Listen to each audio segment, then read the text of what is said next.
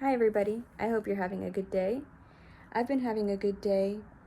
I've been thinking about a couple of things and I really don't know how I am going to talk about those things in this video because they make sense in my head and I can understand them in my head, but I don't really know how to express them. But I'm going to try my best and see if I'm able to convey my message in the way that I want it to convey it. But anyway, I've been thinking about this idea of whether technology has made us dumber or lazier. When I think about technology, all the technological advancements that we as a human species have been able to achieve, we know so much about the world, we know so much about how the natural world works in many ways, right? We know more than what humans knew in their lifetimes 1,000 years ago, right? We know more about the world around us than our parents, our grandparents, our great-grandparents, because we have more access to information. We have the internet. We have access to other people's opinions. And even people that may not have gone to school or may not know how to read, they have more information about the world than people 1,000 years ago, right? Or heck, 200 years ago, 100 years ago, 60 years ago, 50 years ago, 40 years ago. We, as humans, whether we've gone to school or not, we have more information about the world, about people, about our society, about the natural world. We have more information than our ancestors did, right? And to a certain extent, the invention of the internet and the invention of AI, right? The invention of all these advancements, the cell phone and portable computers, the laptop, Wi-Fi, and not just the digital advancements, technological advancements, but also the achievements we've been able to have in space, the things that we've discovered, right? The things we've discovered about our natural world, about other animals, about other species that roam around this world and their behavior. We know a lot more than our ancestors did. Now, in that respect, I would say that as humans, we have more information. That doesn't necessarily make us smarter, because now we have these forces like algorithms and different codes. I really don't know how to put this in language, but we have different codes, algorithms that, depending on what your bias already is, the algorithm, the internet, your social media will feed you with certain information to confirm your bias, right? And so in that respect, I would say society could also be viewed as dumb, because people that only seek confirmation bias are not expanding their worldview. So it's an interesting world that we live in, where we have so much access to information, we have so much access to the world around us. We can know about the history of China, we can know about the history of Madagascar, we can know about the history of, trying to think of a country that, Guyana, right? We can know the history of these countries by just looking it up and reading books. Some of those books are easily available on the internet. We don't have to go to a bookstore, or we don't have to go to a library, right?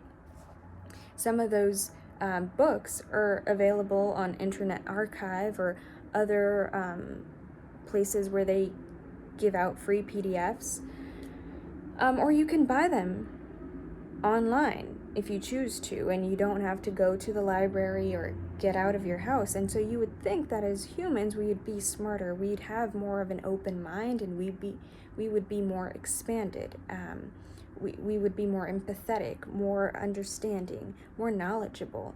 But it seems to me that although we know more, we have more information than our ancestors did, we fall into what I will call this lethargic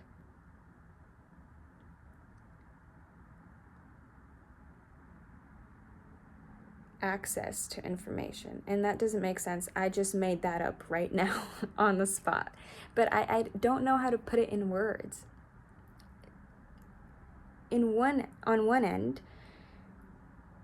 we have more information, and we could be so much smarter, so much more empathetic, so much more understanding of different cultures, of different people. I mean, we could understand different religions. We have access because we have access to the internet, so we can learn about Hinduism, we can learn about Buddhism. We don't need to go to those countries to learn about Buddhist tenets or Hindu tenets or Catholic tenets or Christian tenets. We can use the internet to expand our minds. Yet, there's still this echo chamber that people live in, that they have used the internet as a way to confirm their bias of why their own perspective is right and why your perspective is wrong. Hundreds of years ago, if you wanted to learn about something out of your small town, something out of your inner circle, you might find 1 or 2 or 3 or maybe even 10, if you're lucky, 10 people that you could go out for tea or go out for coffee or have a little dinner party at your house and just philosophize and talk about theories, kind of what Alan Watts and Richard Alpert were doing, right? Terence McKenna. They would get together and have these altered states of consciousness moments and talk it out and talk to each other and bounce back ideas. And they had these circles, and the wisdom that they attained, or the knowledge, the understanding that they attained from those circles took time, right? They had to meet multiple times and talk multiple times. It wasn't just a one-time kind of thing. It was they would meet and do these things many times, right? They would get together. Nowadays, we don't need to do that. We don't need to find people in our circle, in our society, to bounce back ideas. We have the internet, right? We have all these websites and forums, and YouTube is one of these forums where people can express their opinion. I am expressing my opinion to you right now. You're listening to my opinion, and you may disagree with me, you may agree with me, but you have access to my opinion, right? You have access to what I think, and I can challenge what you think, or maybe you resonate with what I think, and it is able to expand your own mind, or maybe you vehemently disagree with everything I have to say, and that challenges you to understand your own belief system. What I'm trying to say is that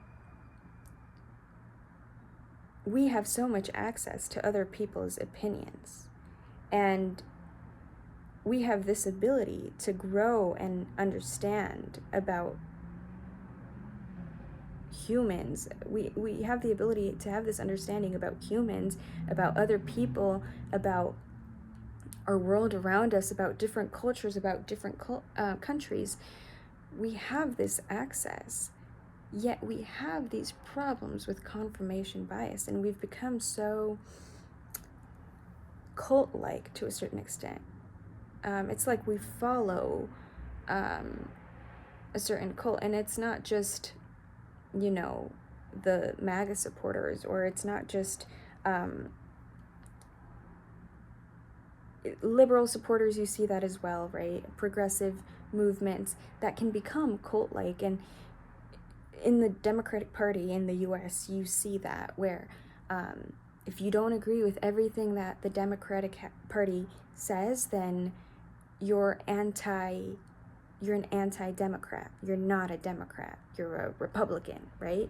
And if you don't agree with everything that the Republican Party has to say, you're a Democrat. You're a libertard, right? And so there's no middle ground. You're either black or white, right? You have to conform. And so we fall into these confirmation biases, and we fall into these echo chambers, right? Which makes us dumber as a society, because we only hear what we want to hear. We don't go out and venture different opinions, because our opinion is being spit back to us on the internet, depending on the algorithm that you follow. So on one end, we have become dumber. We've become smarter, right? Technological advancements have made us smarter, but they also have made us dumber to one extent. But the second part of the question, and what I was thinking, was, has technology made us dumber or lazier? And on that end, it has also made us lazier. 50 years ago, 60 years ago, 100 years ago, 200 years ago, people had to talk to each other. People had to interact with each other. If you wanted to know about somebody else's opinion, you had to talk to them and ask them. And I think that is why there's always been division. There's always been, counterpoints and different opinions. But I feel like we live in an interesting time, at least in America. I can't speak for other nations because I don't live in them, and I don't really, I'm not familiar with that political culture. But we live in a world where before it felt like if you were a Republican and I was a Democrat, I could still talk to you. I could still be friends with you. I could still interact with you and have debates with you without having to feel like you were the enemy, right? Nowadays, we have this culture where if you're a Republican, if you believe in a certain thing, and I'm a Democrat, right? There are many people that have cut ties with the opposing party because they don't believe the same things that you do. And I think technology has made us lazier in that regard, because we have the internet to echo chamber our ideas, and we have this ability to not practice our critical thinking skills, which makes us lazier and makes us not want to debate somebody else in real life and have cordial conversations, not arguments, but just debates, just bouncing back ideas and being able to challenge your ideas, challenge the other person's ideas, refine your own ideas, and the other person has the opportunity to refine their own ideas. The internet has made us lazier because we live in this echo chamber where the algorithm just gives us what we want to hear about the world, and so we don't need to use our critical thinking skills. And so talking to somebody else or having a different opinion is much more work, because you actually have to think outside of what the algorithm has taught you, or outside of what confirmation bias you have. You have to think about the other person's perspective and try and understand the other person's perspective. And so as a society, we've become lazier to understand someone else's perspective, because we have this echo chamber of the algorithm, where it's just feeding us what we want to hear. And so when somebody comes up to us, let's say a friend, and the friend is, I don't know, a Democrat, a Republican, and you're the opposing party, whatever party you affiliate with, it's much harder to have a conversation with them, because you're so used to that echo chamber of the internet and of your own world, of your television, of what kind of podcast you listen to and things like that, that talking to a friend that has a different opinion, that's just so much work, and you have to use your brain, and you have to actually listen to what the other person has to say. And so we become lazier. And so I feel like I've been just talking in circles. But what I'm really trying to say is that we've become dumber on one end, but we've also become lazier, because we're less willing to listen to other people. Because we just have our perspective approved by the algorithm. And it's also, technology has also made us lazier, because 50, 60, 70 years ago, we didn't have these platforms, this technology, this phones, these different AI systems to do the work for us, to do complicated things for us, like basic math, or remembering people's phone numbers, right? Or remembering the address of where your friends lived. How many people do I know, myself included? Sometimes I use the GPS for the area that I live in.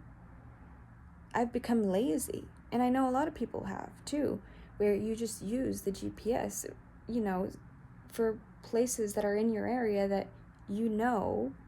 but you're trying to avoid traffic, or you're trying to get there faster. And so our navigation skills have atrophied. Our communication skills have atrophied. And so I find that the bigger the city, the harder it is for people to interact with each other. When I go back to my small town, or I go somewhere rural, people have an easier time interacting with each other, because yes, they have technology, and I don't want to stereotype that people that live rurally don't have technology, don't have phones, don't have techie stuff. Of course they do, but they're also interacting with the natural world and interacting with the people around them and doing outdoor activities instead of always engaging in digital, devices, digital platforms.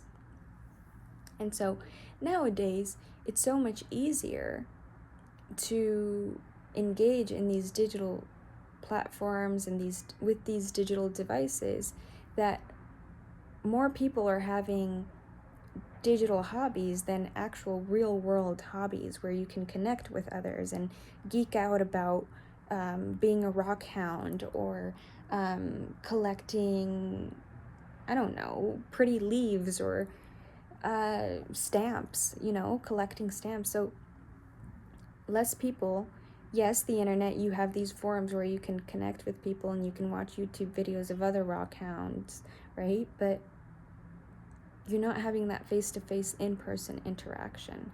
And so when you're out tasked to speak in the real world and interact with the real world, it's a scary place. And I think that is more common, that fear is more common with the younger, like the way younger generations, like the people that are in high school right now, the people that are in college right now, the kids that are growing up in the middle schools, they have these phones, and so that denies them from that kid interaction. I was fortunate enough to have a quote unquote normal childhood in the sense that I was able to play with my kid friends every single day after school, and I was able to have that experience and know how to interact with kids.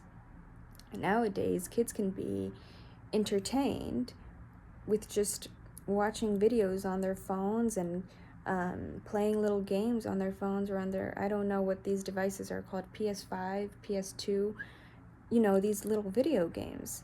And they can interact with others through the forums. I think you can interact, you can talk to other people in the video games. I really don't know how it works, but I think you can talk to people from different parts of the world or different parts of the country in your little video game. And that's fun, you're bonding, right, about the video game, but you're not having that face-to-face interaction. Reading people's body language, just actually seeing people, seeing how people interact with each other, different kinds of personalities that exist, right? I think the internet has made us lazier in that sense.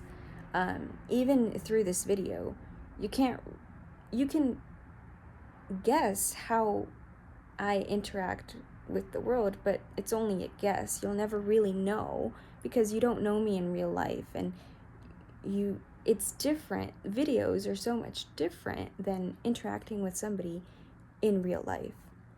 And so technology has made us lazier when it comes to communication, and we will see very big problems, I suspect, in 10, 20 years when the younger kids, the middle school kids, the kids that grew up during COVID very young, the college kids, they will have a harder time communicating with each other. And technological advancements have made us more disconnected. We have this illusion that we're more connected, and yes, we are more connected. We can call our buddy that lives halfway across the world now, right? Where that was impossible 100 years ago. We can video call somebody, FaceTime someone that lives 3,000 miles away from us, right? And we can see them and have those interactions. That was impossible 40 years ago, 30 years ago, 20 years ago, right? 15 years ago. That was unheard of. But now we have these technological advancements where you would think we would be more connected, more understanding of our own species, more empathetic, but we're not. We've become dumber and lazier. To a certain extent, we know more things, but are we smarter than our ancestors? Smarter in the sense of maintaining our species and looking out for the betterment and the evolution of our species. Our lives have become so much easier that we've become lazier to interact, lazier to do things, because the internet, the AI, is doing it for us. And so I think we are going to be disconnected of not just other people, but of what we were meant to do as humans, like what our brain was meant to do.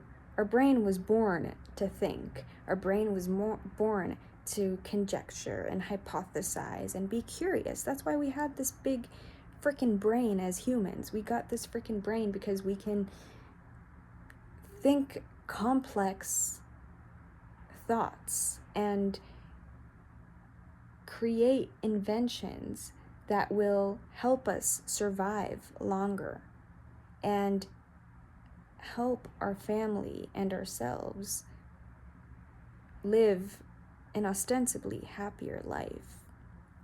However, I feel like these technological advancements have done the opposite and have taken us to a different extreme where we become more disconnected of our family, of our friends, of our community, of our society. We have these echo chambers, we have these algorithms, and we just become lazier, we become dumber. We're not necessarily smarter than our ancestors, right?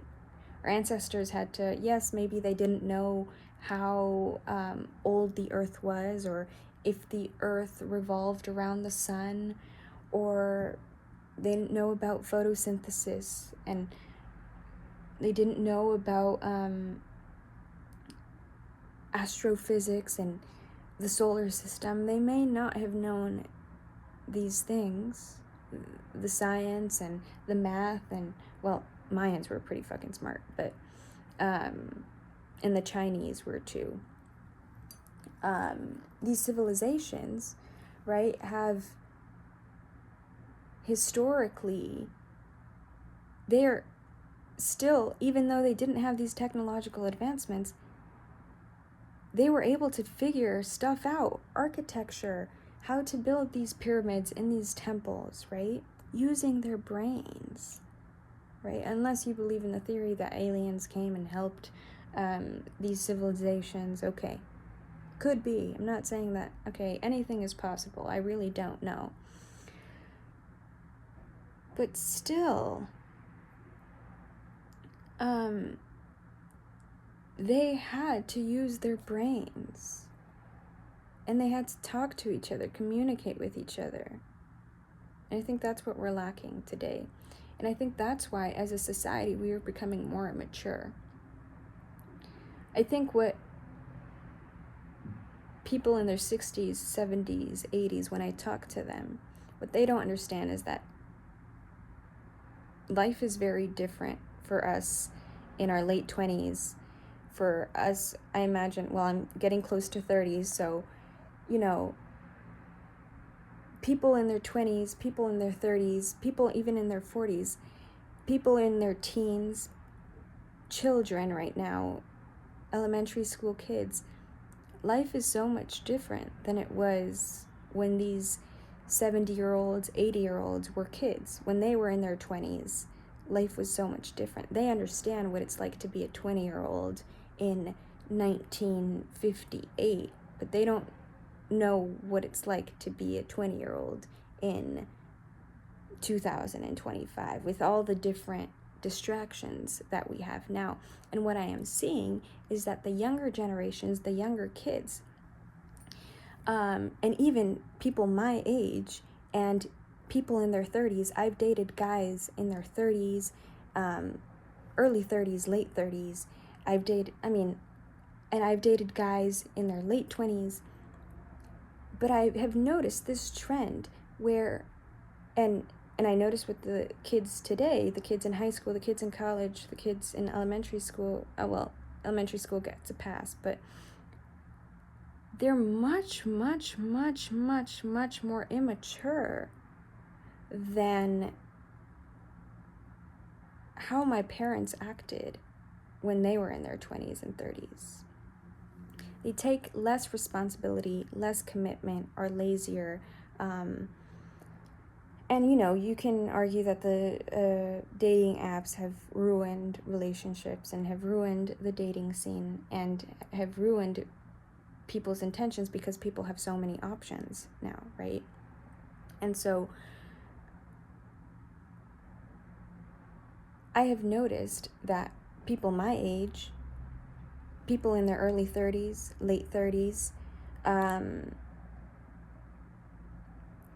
are immature. Whereas I look at my parents, and I'm not saying I'm mature, but I do think that there are certain things where I'm just like, that's high school behavior. I'm sorry. I'm not trying to say that I'm higher than thou or I'm better than anybody. I'm not. But just like some shit that I observe in some people's behavior when they're like 30, 31, 32, you would think that they would have their act together by now, like maturity wise, but then they're still thinking like an early 20-year-old. And I'm just like, dude, like, I don't understand. And this is not a grievance about relationships. It's a grievance that I have noticed in our society, that we've become more mature, and I think that has to do with technology. Now, this is my theory, okay? I'm not saying that this is right, but it's what I have observed. And that we're going to see that more and more and more with these coming generations, with the Gen Zers and the Gen Alphas, right? We're going to see that more and more, where it's going to take them longer to mature, because these technological advancements are making us lazier, and they're robbing us from our human interaction, which allows us to understand the world and better understand other people and how to be a human, or navigate this life, right? The importance of relationships. And so it's going to take longer for these generations that are upcoming, and it's already happening in my generation, for people to mature and get their act together. And this is not only about relationships, it's about getting your act together and understand the economy sucks, right? And that is another contributor. The economy not being able to afford the cost of living and having to live with 3, 4, 5 people in an apartment because you can't afford rent, right?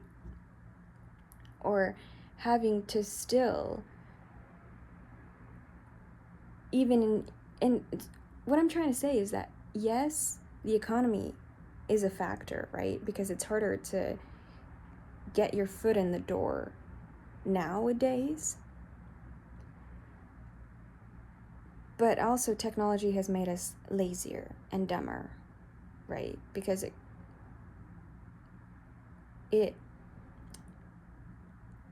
confirms our bias. It confirms our own perspective. We become lazier. Therefore, we become lazier and dumber because we don't have to challenge our belief systems. We just have to follow what the algorithm says. And in that regard, as a society, we become more immature and we experience more entropy. So those were my thoughts. I hope you enjoyed. This is a long video. Peace and love. Bye.